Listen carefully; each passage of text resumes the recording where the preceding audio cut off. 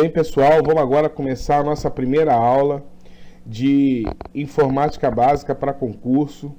Nossa primeira aula que fala sobre hardware, software. Então, nossa apostila está completa e nesse pequeno vídeo aqui, nessa videoaula, a gente vai estar falando dos assuntos mais importantes que costuma cair em prova, tá ok? E se você quiser saber todo o conteúdo, você vai ter que estar vendo a apostila, e porque esse vídeo é mais explicativo dos conteúdos mais importantes, até mesmo para você resolver os exercícios que nós vamos estar colocando mais à frente. Então, nessa nossa apostila a gente tem aqui a história do computador, tá ok? Que a gente vai estar falando sobre a história do computador e suas gerações. Vamos estar falando também de hardware e software.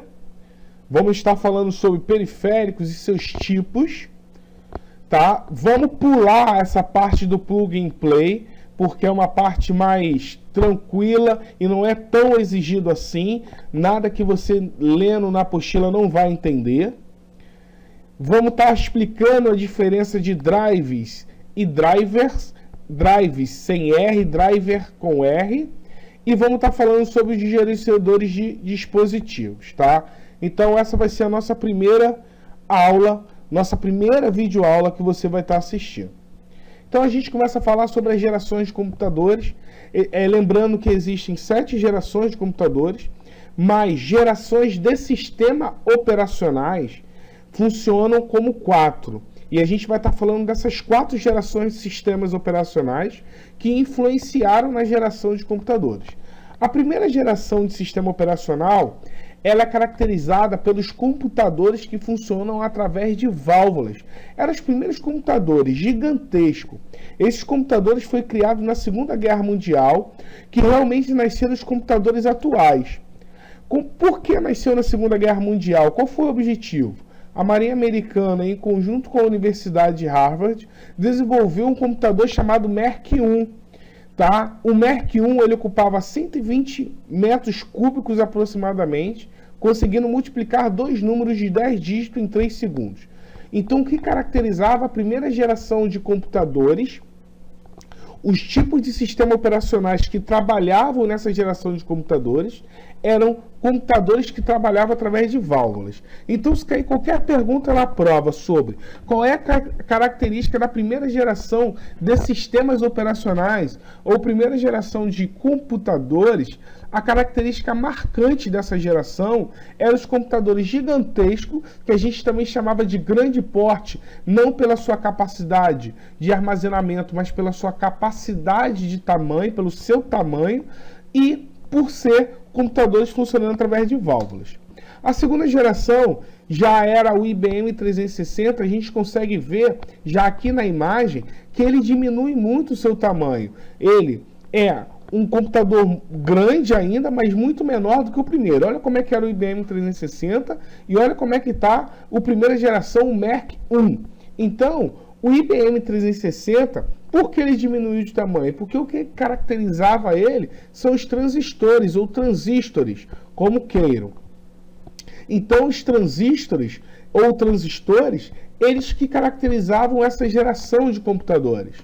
A terceira geração vem o circuito integrado, que é essa imagem que você está vendo no seu canto esquerdo da tela, tá ok? Essa imagem do circuito integrado que caracterizou o chip de computador, e a gente consegue ver na outra imagem o PDP-5, como é que diminuiu radicalmente o seu tamanho com os circuitos sendo integrados.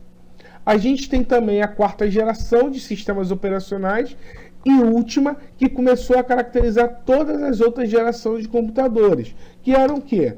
Máquinas capazes de entender diversos idiomas, diagnosticar doenças, fazer análises econômicas, interpretar gráfico, jogar cartas e xadrez. Isso caracterizava esses computadores. Isso caracterizava essa geração. Essa geração veio a partir da década de 80, tá ok? Então, que geração é essa? Dos mais popularmente falando, dos computadores pessoais, os PCs. Então, a quarta geração é caracterizada pelos PCs, computadores pessoais, que veio a partir da década de 80. Agora, falando um pouco sobre hardware e software, o que é hardware? Hardware é toda a parte física do computador, ou seja, é aquilo que a gente pode tocar. A gente costuma brincar que hardware é aquilo que você vai bicar, né? Que você está com raiva, não está funcionando, você vai bater, você vai quebrar, você vai bicar. E software é toda a parte lógica do computador, é aquilo que você não pode tocar. Então a gente brinca que é aquilo que você vai xingar, porque aquilo não está funcionando, você não consegue tocar, então você vai xingar. Então hardware é toda a parte física, software toda a parte lógica do computador, tá ok? Então o que são os periféricos? Os periféricos, eles são todos os equipamentos conectados ao gabinete. Periféricos, eles são divididos em 3 partes, que é periférico de entrada, periférico de saída e periférico de entrada e saída. Vamos estar explicando melhor agora o que é um periférico de entrada. O nome já diz, entrada. Então, periférico de entrada é tudo aquilo que a gente entra com informação no computador. Então, exemplo de um periférico de entrada. Teclado. Ao digitar alguma coisa, eu estou entrando com uma informação. Mouse é outro periférico de entrada. Microfone é outro periférico de entrada. Estou entrando no computador com a minha voz. Periférico de saída é tudo aquilo que eu retiro informação do computador. A informação sai do computador e vai para o usuário. Então, por exemplo, caixa de som. Você está escutando aí minha voz através de um periférico de saída. Você tem um monitor, você está vendo essa imagem através de um periférico de saída. A impressora, ao imprimir um documento, é um periférico de saída. Mas toma cuidado, por exemplo, com o monitor touchscreen.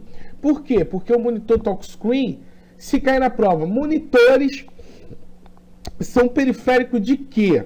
Você tem que ver. Se ele falar somente monitores, você vai colocar, sinalizar que monitores é um periférico de saída. Agora, se ele falar monitores touchscreen, são periféricos de quê?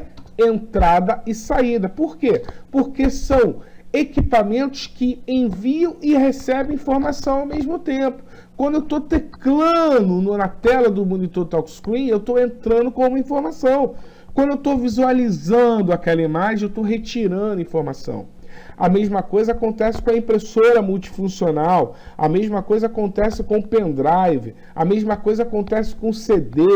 Esses caras são periférico de entrada e periférico de saída, porque eu retiro e entro informação com eles. Diferença entre drives e drivers. Drives, com S, sem R, dispositivo de armazenamento. Geralmente os drives, eles são caracterizados por letras. Então, exemplo, cada drive vai corresponder a uma unidade de letra. Unidade C, disco local ou HD. Unidade A, disquete. Unidade D, CD, DVD. Então, drives, tá? Ele é caracterizado sem o R por letras, pela unidade do computador. E com R, o que é um driver com R? Ele corresponde o quê? Ele corresponde, na realidade, a uma parte de instalação de um equipamento. Então, exemplo, são arquivos responsáveis por fazer os periféricos e placas funcionarem corretamente no sistema operacional. Já viu quando você coloca lá, conecta uma impressora no computador e aí diz lá, aparece lá no sistema operacional, procurando o drive de instalação? É esse com R que ele está procurando, porque a impressora precisa desse complemento, desse cara, para que ela seja instalada e funcione corretamente. Então, se o cara te perguntar uma correlação sobre isso, lembra, drives com R, ele corresponde à parte de arquivos responsáveis pelo funcionamento correto.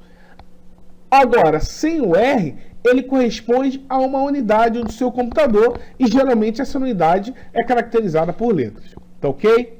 Então, galera, esse foi o fim da nossa primeira aula. foi o nosso resumo que está na nossa apostila. A nossa apostila ela está mais completa. Peguei as partes mais importantes e essas partes que eu falei no vídeo, a gente vai estar fazendo ela lá no final do curso, nos nossos exercícios, tá ok? Tenha um bom estudo e não esqueça que qualquer dúvida você pode mandar no e-mail e entrar em contato conosco. Tá? Um abraço e bons estudos.